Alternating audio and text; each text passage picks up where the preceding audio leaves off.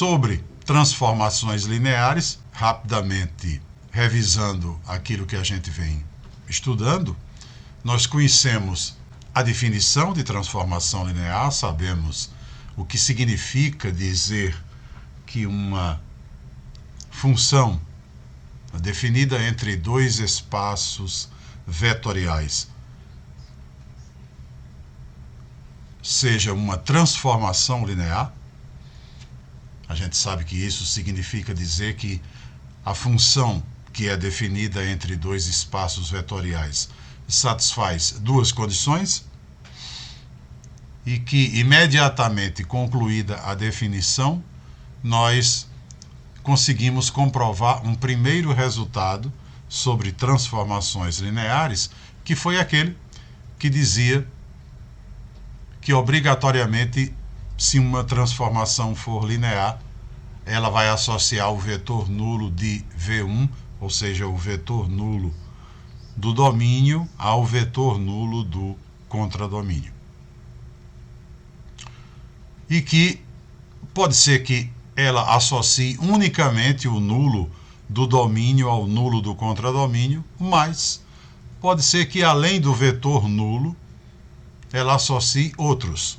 Aconteça algo como, por exemplo, está exposto aqui nesse diagrama. Um certo conjunto de vetores, conjunto este contido no domínio, tem todos os seus elementos associados ao vetor nulo de V2.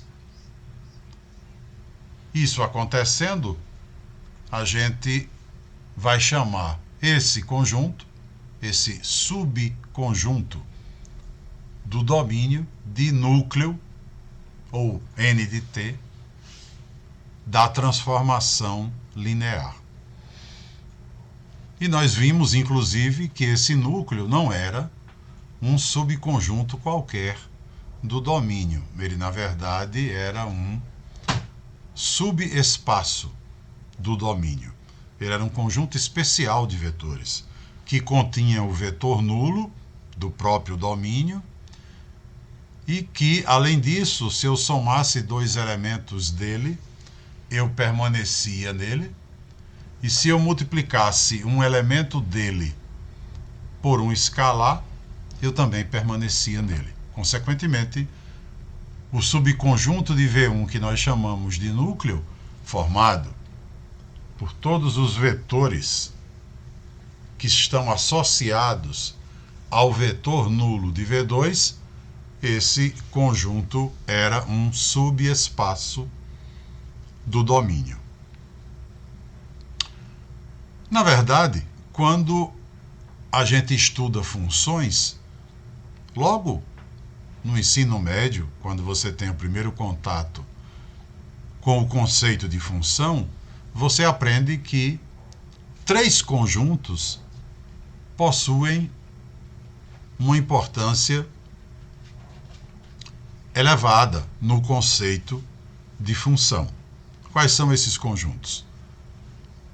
O domínio da função, que a gente comumente também denomina de conjunto de partida, porque ali estão os elementos que nós iremos associar a outros por meio da função. Então, toda vez que a gente faz um diagrama, a gente coloca setas que representam a associação de elementos do domínio para elementos do contradomínio. E justamente por essa representação ser feita por meio de setas, é comum a gente chamar esse conjunto V1, que é o domínio, de conjunto de partida. E, por sua vez, chamar o contradomínio de conjunto de chegada, já que as associações são feitas do domínio para o contradomínio. Então, quando a gente estuda funções, muito antes de qualquer contato com a álgebra linear, a gente já fica sabendo que as funções são correspondências que estabelecem associações entre elementos de um domínio e elementos de um contradomínio.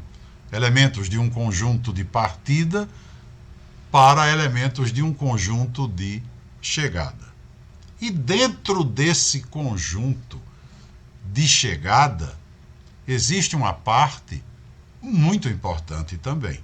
Quando a gente estuda funções, aprende que aqui no conjunto de partida, aqui no domínio, todos os elementos obrigatoriamente devem estar associados a algum elemento do contradomínio.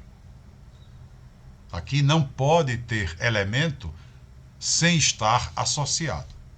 A gente aprende isso quando estuda o conceito de função. Entretanto, no conjunto de chegada, essa obrigatoriedade de participação, não sei se está travando mais em algum lugar, Rodrigo. Para mim aqui está tudo tranquilo. Eu não tenho visto que por acaso eu tenha perdido sinal, nada. Mas espero que esteja dando para seguir, né? Então, como eu dizia, aqui no conjunto de chegada, aqui no contradomínio, não existe a obrigação de que todos os elementos recebam as associações por meio da função. Num português bem simples, a gente normalmente diz que no domínio todos têm que participar e no contradomínio alguns participam, talvez todos, outros não. Aqui pode acontecer qualquer coisa que não prejudica a definição da função. A gente sabe o que é que prejudica a definição da função. Duas coisas prejudicam, né? Primeira delas, se por acaso aqui houver alguém que não esteja associado a algum elemento do contradomínio. Isso prejudica. Faz com que aquela relação que a gente está estabelecendo não seja uma função. Então, todos aqui obrigatoriamente devem participar. E a segunda coisa que prejudica a definição da função é se, por acaso, um único elemento daqui estiver associado a mais de um daqui. Isso também não pode acontecer. A gente pode ter o quê? A gente pode ter dois elementos daqui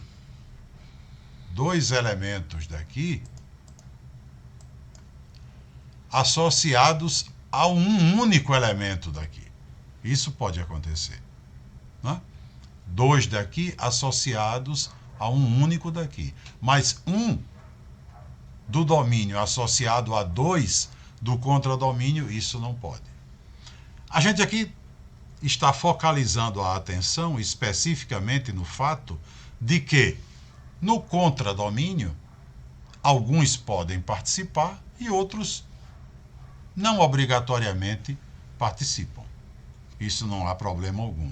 E justamente porque isso pode acontecer, é que o conjunto formado por aqueles elementos do contradomínio que estejam participando dessa associação é um conjunto especial, né? É um conjunto especial.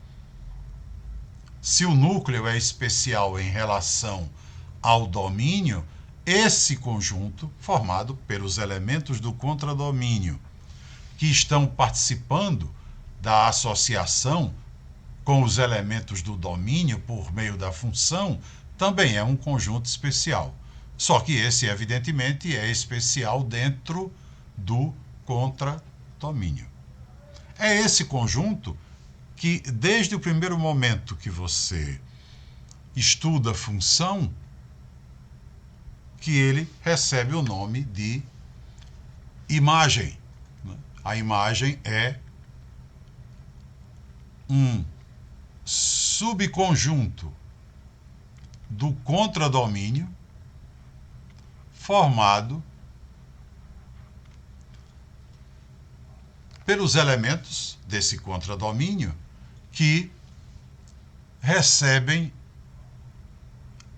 as associações dos elementos do domínio por meio da função. Isso a gente aprende muito antes de falar em álgebra linear. E aqui permanece esse conjunto tendo a mesma importância e recebendo a mesma denominação. Então, para a gente, imagem continua sendo aquele conjunto que está contido no contradomínio e é composto por todos os vetores de lá do contradomínio, que estejam participando das associações por meio da função.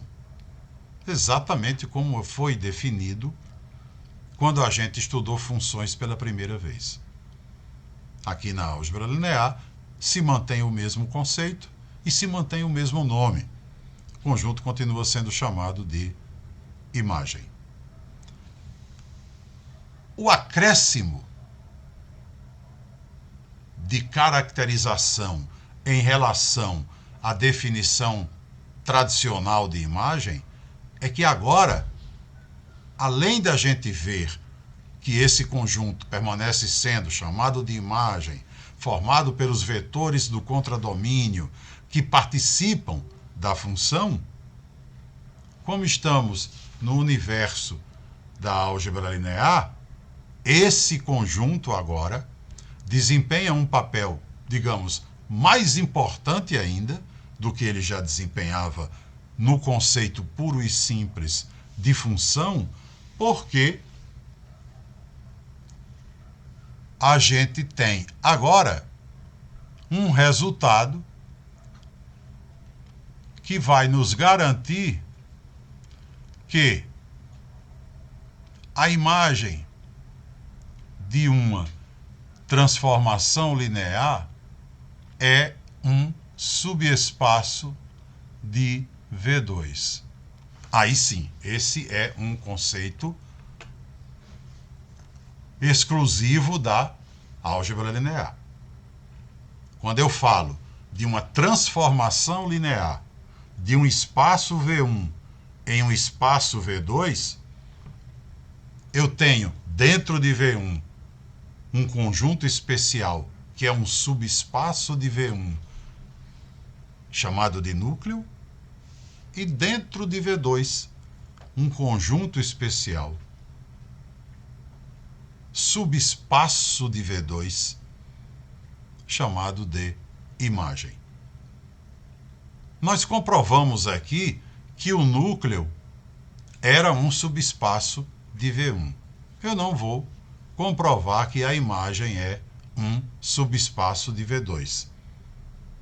Mas fica, para quem tiver interesse de exercitar o conceito de subespaço, procurar de fato comprovar também que a imagem é um subespaço de V2. Por exemplo, a primeira exigência para que um conjunto seja um subespaço, a gente sabe que esse conjunto deve conter o vetor nulo. E a imagem sempre contém o vetor nulo, né? Porque o vetor nulo jamais estaria sem participar das associações. Ele nunca estaria por aqui. Por quê? Porque o vetor nulo de V1 obrigatoriamente está associado a ele, já que nós temos em mãos uma transformação linear. Se você tem uma transformação linear, como nós vimos, o vetor nulo de V1 estará associado obrigatoriamente ao vetor nulo de V2. Então, o vetor nulo de V2 participa das associações obrigatoriamente. Logo, ele é um elemento da imagem. A imagem necessariamente contém o vetor nulo de V2. E de uma forma bem semelhante àquela que nós fizemos a comprovação para o núcleo, você também comprova que se tomar dois vetores da imagem, se forem tomados dois vetores da imagem, a soma deles dois permanece na imagem. E se for multiplicado um vetor da imagem por um escalar, o produto permanecerá na imagem ainda. Consequentemente, a imagem é um subespaço de V2. Além disso, apesar do núcleo estar longe da imagem, o núcleo está em V1, está lá no domínio, e a imagem está aqui em V2, no contradomínio, apesar dessa distância, o núcleo e a imagem mantêm entre si uma relação importantíssima que a gente utiliza para estudar mais detalhadamente ainda as transformações lineares. Tá? Mais detalhadamente ainda as transformações lineares. Essa relação é traduzida por meio de um resultado que a gente vai colocar aqui. Primeiro resultado, a imagem é um subespaço de V2. O segundo resultado que a gente utiliza quando estuda as transformações lineares nos diz que se nós somarmos a dimensão do núcleo com a dimensão da imagem, apesar do núcleo estar em V1 no domínio e a imagem estar em V2 no contradomínio, se eu considerar a dimensão de um conjunto e a dimensão de outro e somar essas dimensões, o resultado dessa soma vai coincidir com a dimensão do domínio da transformação linear. E esse resultado é um resultado importantíssimo e que nos ajuda muito quando estamos estudando as transformações lineares. Daqui a pouco a gente vai ter condições de comprovar a praticidade desse resultado. Então, sobre transformações lineares, demos um passo importantíssimo. Conhecemos sua definição, sabemos que elas associam o vetor nulo do domínio ao vetor nulo do contradomínio, sabemos o que é o núcleo de uma transformação linear, sabemos que o núcleo é um subespaço do domínio, sabemos o que é a imagem de uma transformação linear, sabemos que a imagem é um subespaço do contradomínio e sabemos agora que existe uma relação entre o núcleo e a imagem. E essa relação é estabelecida por meio da soma das dimensões.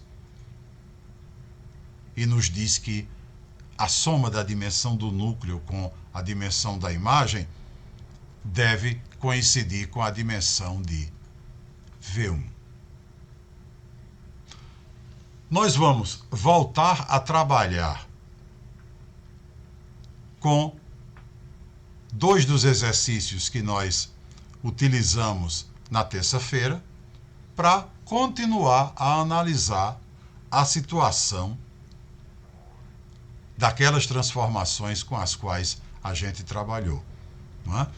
Nós trabalhamos, por exemplo, no exercício 25, com as transformações que correspondiam aos itens A, C e E, se eu não me engano. Né? E sobre essas transformações, nós descobrimos todas as informações a respeito do núcleo. Nós vamos voltar para elas e procurar estabelecer as informações sobre a imagem. Bom, antes disso, antes da gente voltar para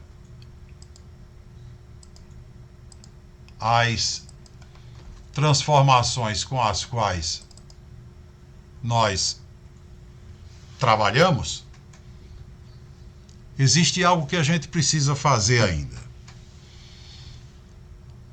que também tem muito a ver com resultados que nós vimos, que nós conhecemos certamente, quando estudamos funções desde o ensino médio.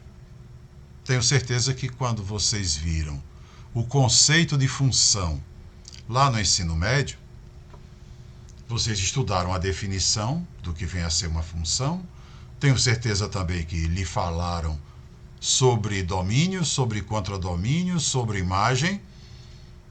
Não lhe falaram sobre núcleo, porque núcleo é um conceito exclusivo aqui da nossa álgebra linear. Mas sei também que certamente lhe disseram que algumas funções são injetoras, algumas funções são sobrejetoras e que existem funções que são injetoras e sobrejetoras ao mesmo tempo. E essas são chamadas de bijetoras.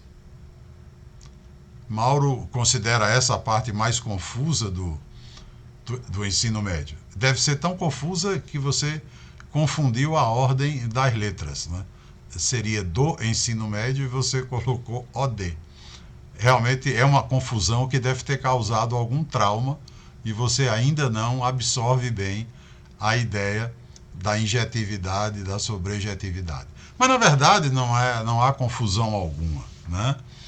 É um conceito simples que a gente consegue entender a partir de diagramas, né? A partir de diagramas. Então, por exemplo, quando é que a gente diz que uma função é injetora?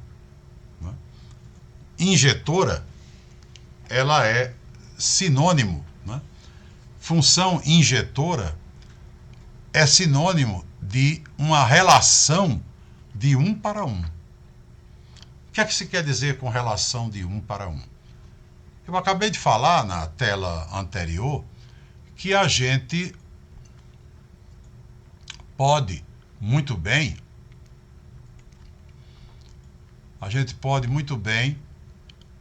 ter o diagrama de uma função representado, por exemplo, dessa maneira. Você tem aqui o domínio, aqui você tem elementos do domínio associados a elementos do contradomínio. E eu falei que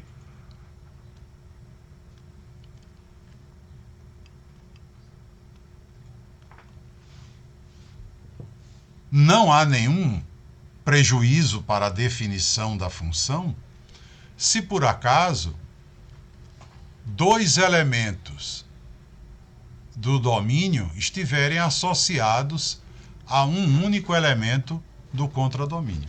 Não há problema.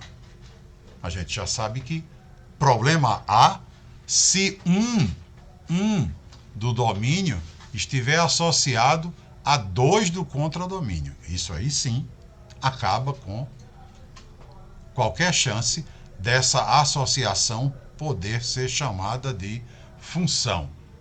Isso não pode acontecer. Né? Isso aí não pode acontecer. 1 do domínio associado a 2 do contradomínio não pode. Agora, 2 do domínio associado a 1 do contradomínio, isso aí pode, sem problema nenhum. Mas acontece que, se isso ocorrer, a gente não tem uma relação de 1 para 1. Nesse caso, em um dado momento, né, você tem uma relação de 1 para 1.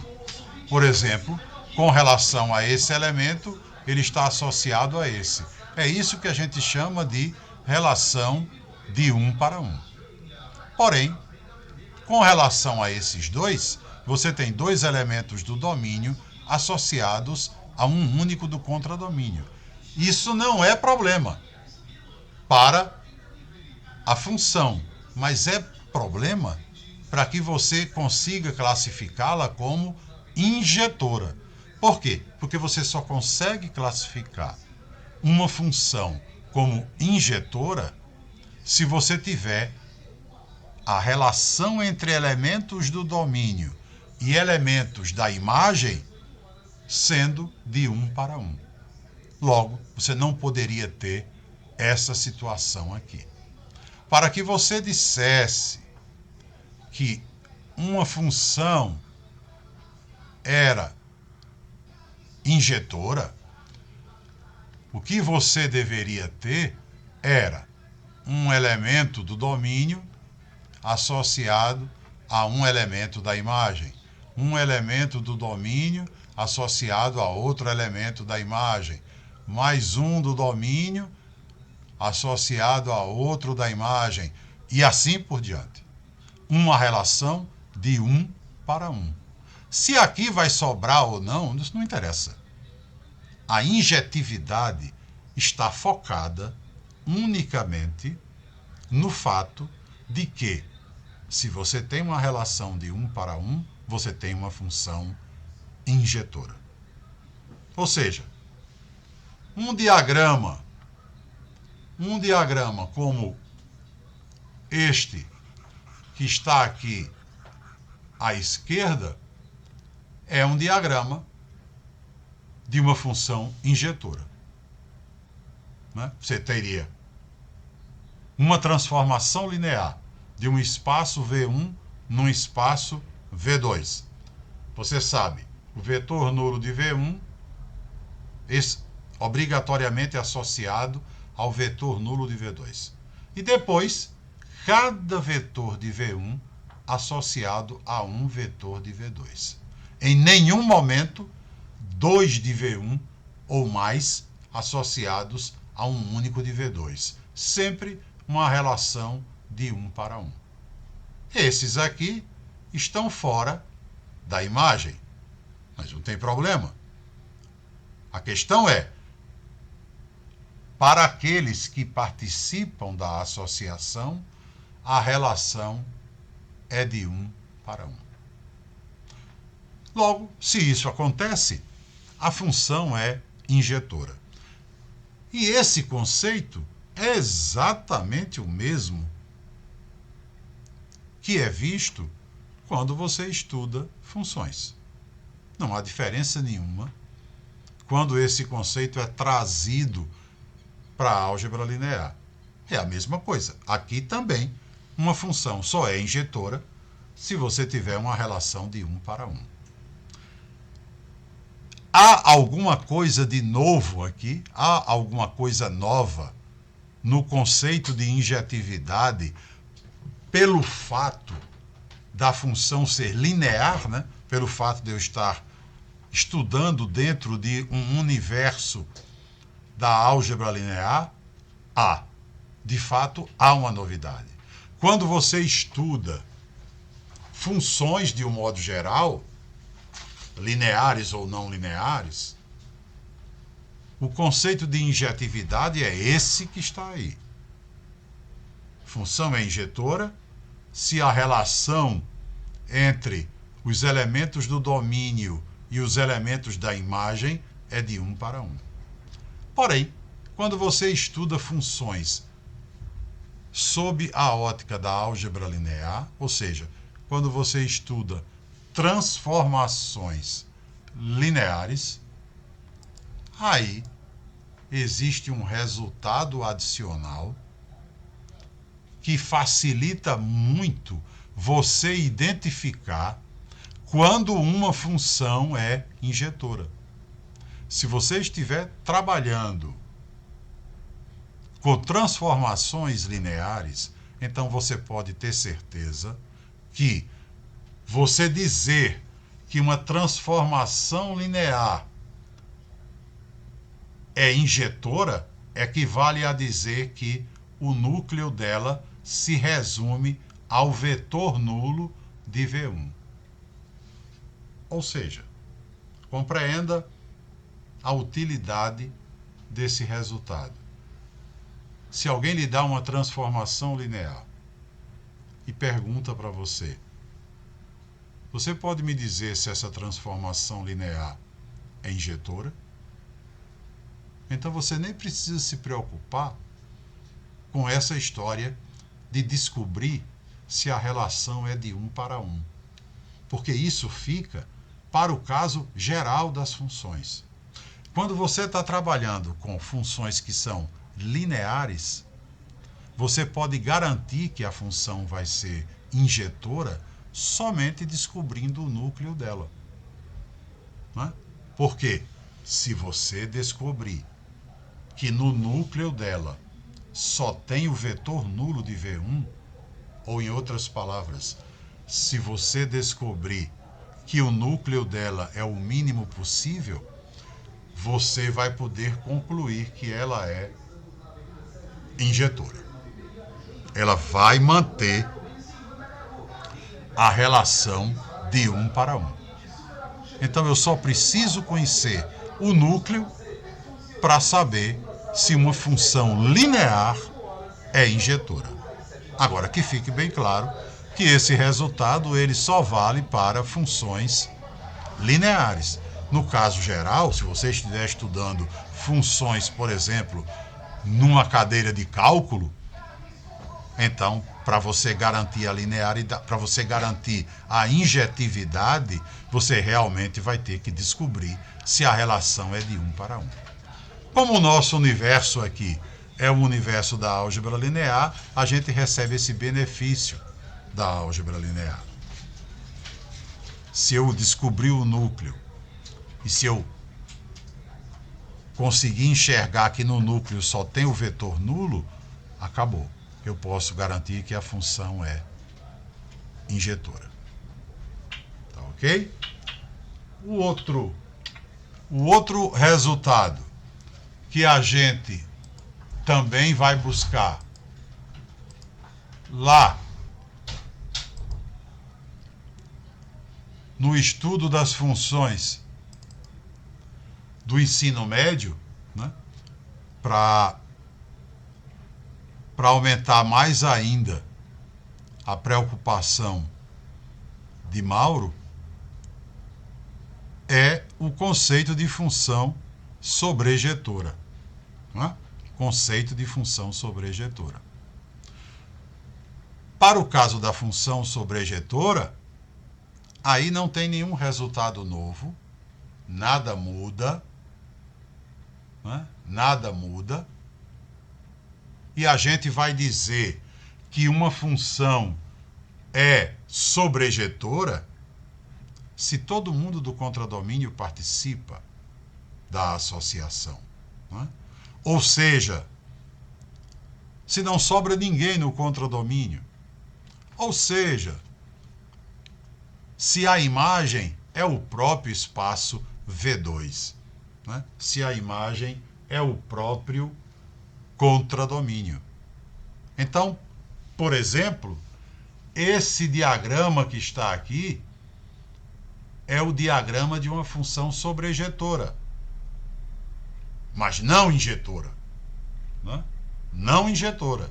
É evidente que uma função pode ser as duas coisas ao mesmo tempo, mas esse diagrama aqui é de uma função linear T exclusivamente sobrejetora. Ela não é injetora, né? Porque, por exemplo, você tem 3 elementos dela, o vetor nulo de V1, esse elemento e esse outro, todos 3 associados Não tem problema, Mauro, fique à vontade. Todos três associados ao vetor nulo de V2. Né? Então, não há uma relação de 1 para 1, consequentemente, essa função não é injetora. Mas, evidentemente, é sobrejetora. Porque a imagem é todo o contradomínio. Todos os elementos do contradomínio recebem associações de elementos do domínio por meio da função. Lá no ensino médio, a gente aprende também, né, que quando uma função é injetora e sobrejetora ao mesmo tempo, ela é chamada de bijetora. Por uma razão óbvia, né? Ela é as duas coisas, então ela é bijetora. Como aqui, na verdade, as funções não são apenas injetoras e sobrejetoras, elas são lineares, injetoras e sobrejetoras, né? Então elas satisfazem elas têm três características. Você não imagine que ela vai ser chamada de trijetora, não é isso. Né? O nome não é esse. Mas, como nossas funções aqui são lineares, injetoras e sobrejetoras, elas vão receber um nome especial, sim. Mas não será bijetora. Não será bijetora. O que é que nós temos aqui?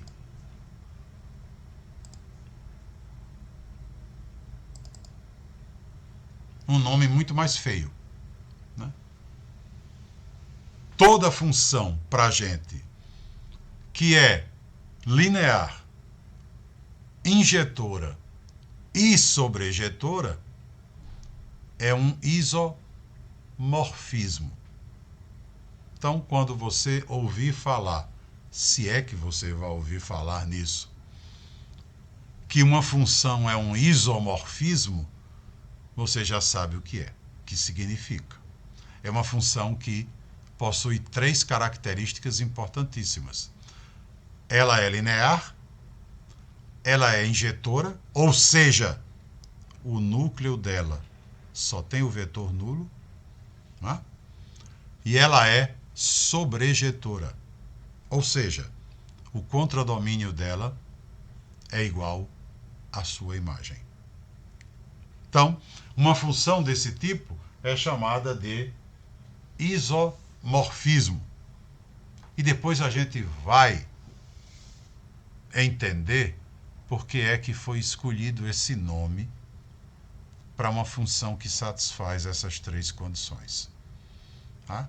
Porque a palavra isomorfismo significa a mesma forma. E a gente vai compreender depois por que é que foi escolhido esse nome para uma função que satisfaz essas três condições. Mas só depois. Muito bem, então a gente agora vai retomar a análise de duas daquelas funções com as quais nós trabalhamos. Agora à tarde a aula ficou bem mais rápida, porque eu já estou aproveitando as telas que foram utilizadas na turma da manhã. E, como sempre, eu não quero que as duas turmas caminhem a passos diferentes. Então, quando a gente chegar no ponto em que a aula da manhã foi concluída, a gente conclui aqui também. Tá ok? Mas, de qualquer maneira, com toda certeza, na próxima semana, pegando terça e quinta, né, talvez até na terça mesmo, a gente já consiga concluir a matéria da prova do dia 24. Muito bem. Vamos então para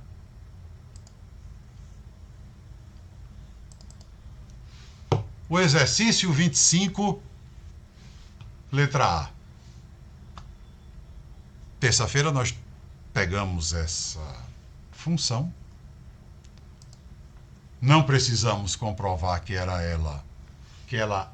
era linear, porque o exercício já garantia isso, já dizia que ela era linear, e nós fomos descobrir qual era o núcleo dela, qual seria uma base para o núcleo e qual seria a dimensão do núcleo. Com relação especificamente a essa função da letra A, nós descobrimos, terça-feira, que o núcleo dela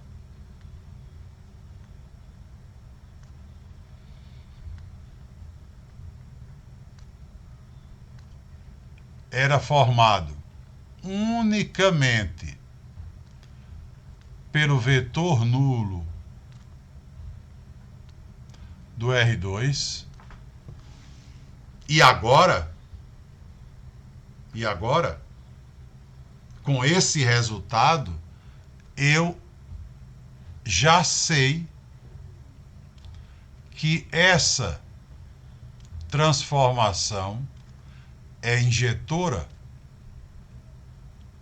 Posso garantir que a transformação T de R2 em R2, definida por x menos 3y, 3x mais y, é injetora. Porque no núcleo dela só tem o vetor nulo. Descobrimos também, né, que justamente por no núcleo dela só ter o vetor nulo, então esse núcleo não tinha base. Não tinha nenhum vetor que pudesse ser utilizado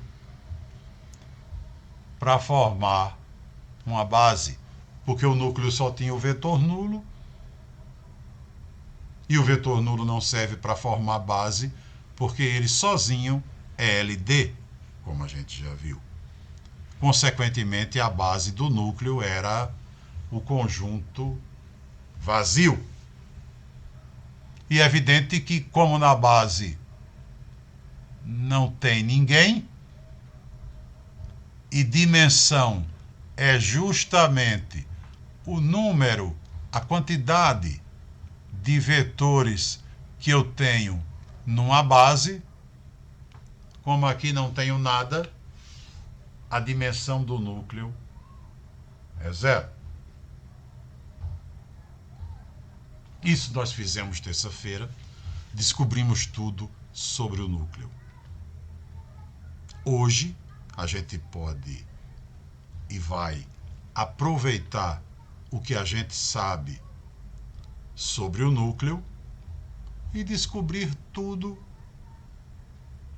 sobre a imagem. Não é? Por quê? A partir do momento que eu tenho a dimensão do núcleo, eu já conheço a dimensão da imagem. Não é? Nossa formulazinha que estabelece a relação entre o núcleo e a imagem nos diz que a dimensão do núcleo mais a dimensão da imagem tem que ser a dimensão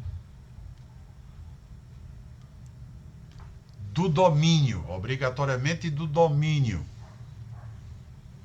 Portanto, nesse caso, eu tenho aqui 0, aqui 2. Meu domínio é o R2. Logo, a dimensão da imagem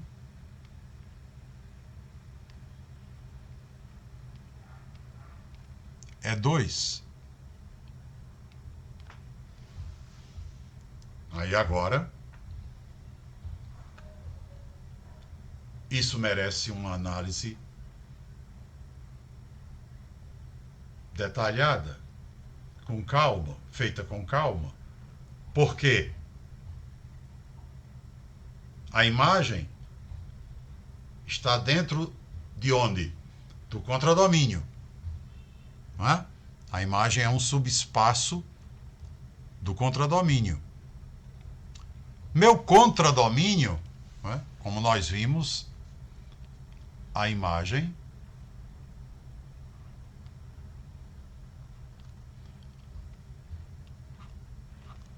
é um subespaço de V2. Aqui no caso, então, a imagem é um subespaço de R2. V2 é igual ao R2. Não é? Então você tem um subespaço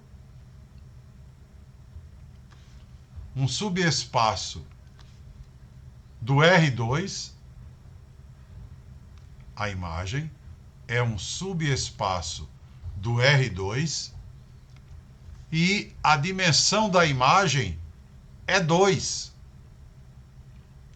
A imagem é um subespaço do R2 e a dimensão da imagem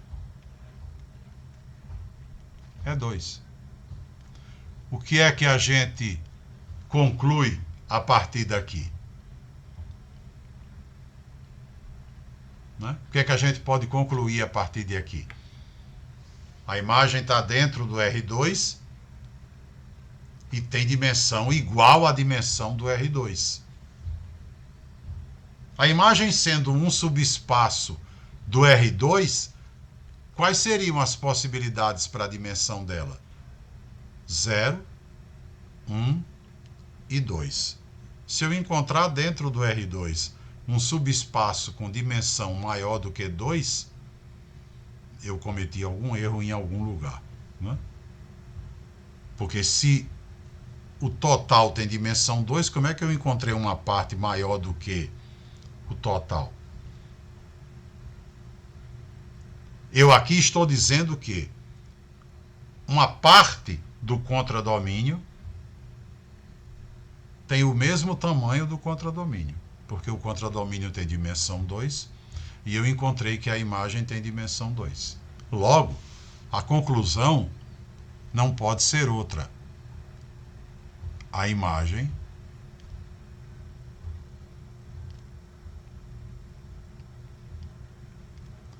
é o próprio contradomínio. A imagem é o próprio contradomínio. Não tenha dúvida. Mas acontece, né, que se a imagem é igual ao contradomínio, então essa transformação é sobrejetora.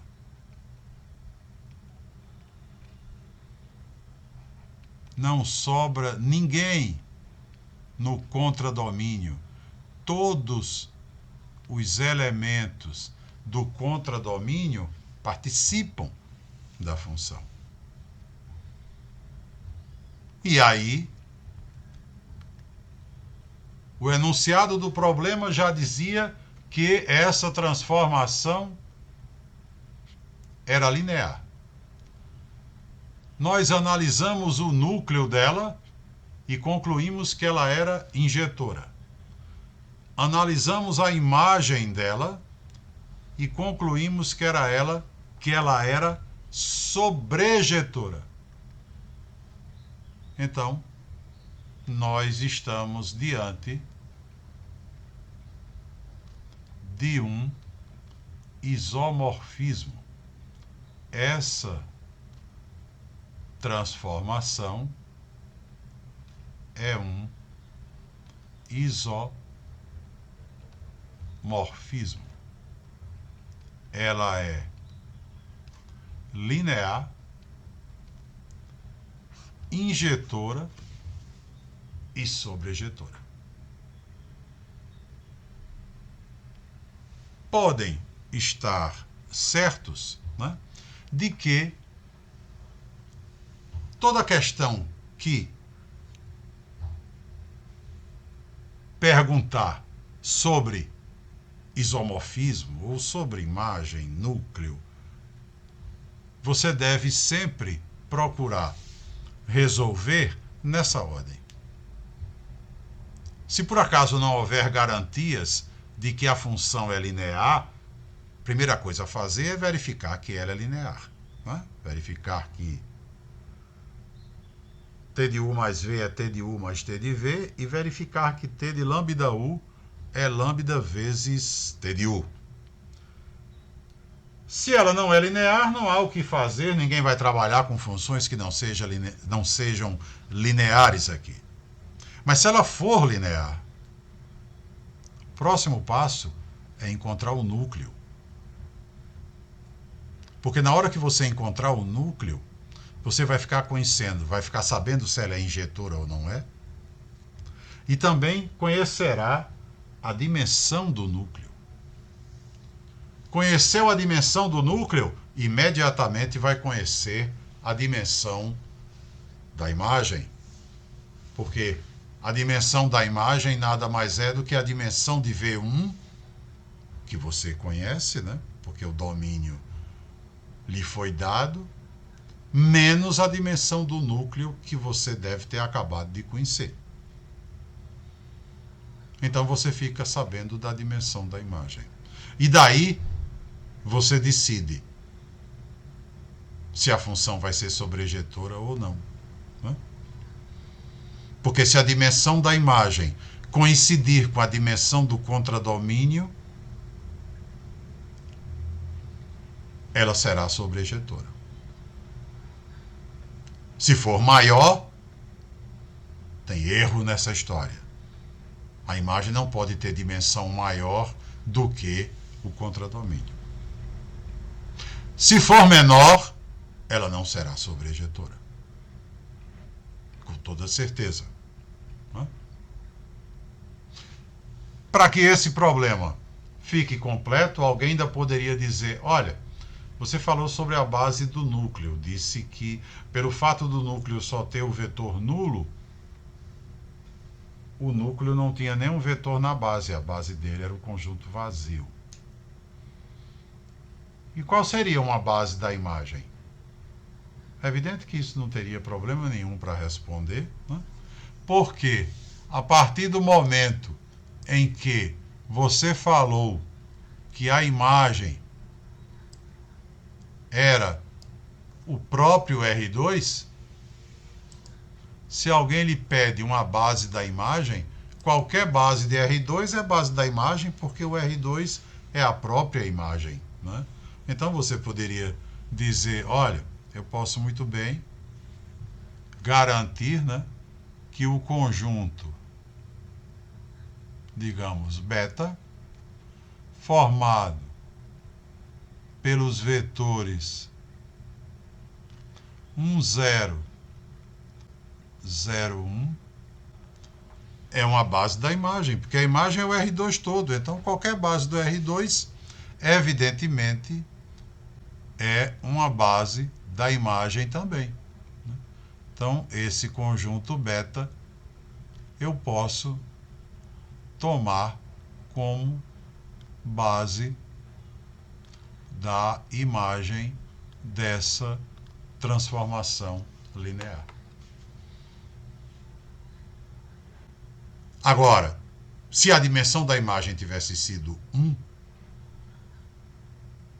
aí ela não teria sido sobrejetora, claro,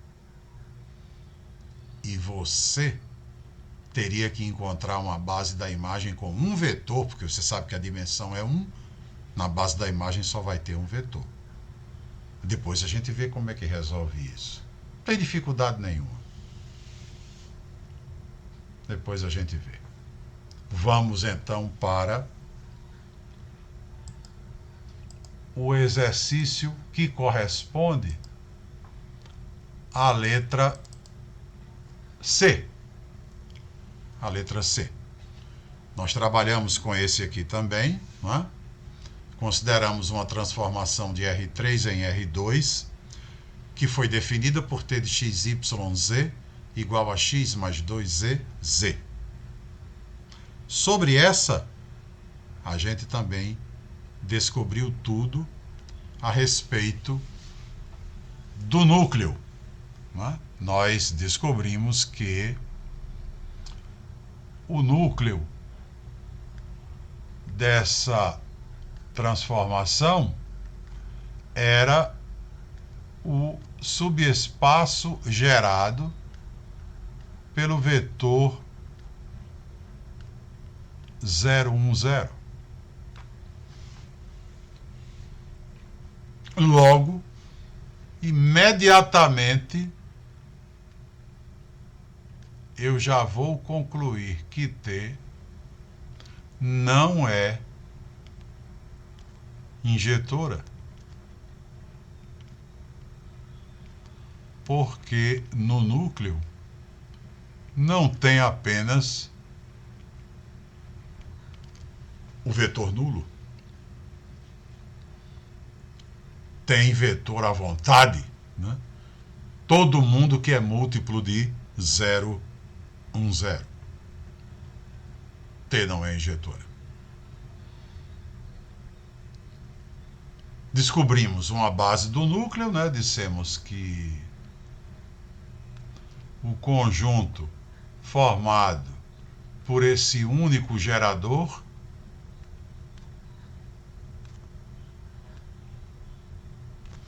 conjunto formado por esse único gerador é uma base do núcleo, agora não é mais uma base vazia, né? É uma base do núcleo e, consequentemente, como eu tenho um vetor na base do núcleo, nesse caso, a dimensão do núcleo é 1. De posse da dimensão do núcleo, eu imediatamente descubro a dimensão da imagem. A imagem, eu vejo, é mais uma vez, o núcleo é um subespaço do R3. E aqui, mais uma vez, a imagem é um subespaço do R2. Né? Então, a dimensão da imagem corresponde à diferença dimensão de V1 menos dimensão do núcleo, ou seja, 3 menos 1.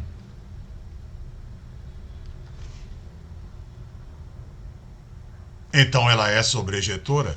Ela não é injetora, mas ela é sobrejetora, porque a explicação é a mesma da que foi dada para a letra A. A imagem é um subespaço do R2, já que o contradomínio é o R2, e a dimensão da imagem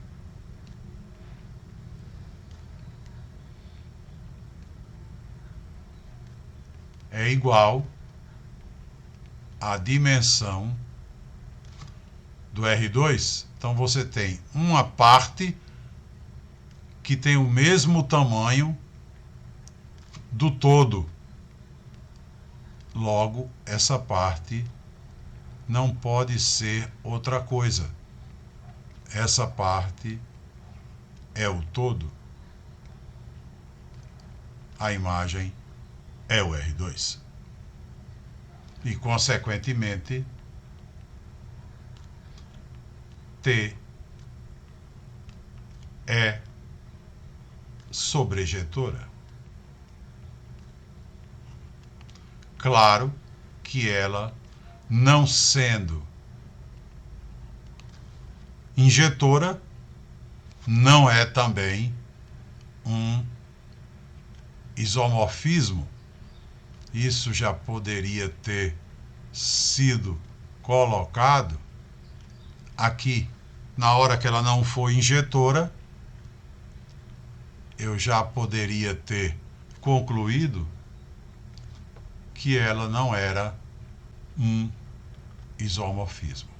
Ela é linear, ela é sobrejetora, mas ela não é injetora e, consequentemente, não é um isomorfismo.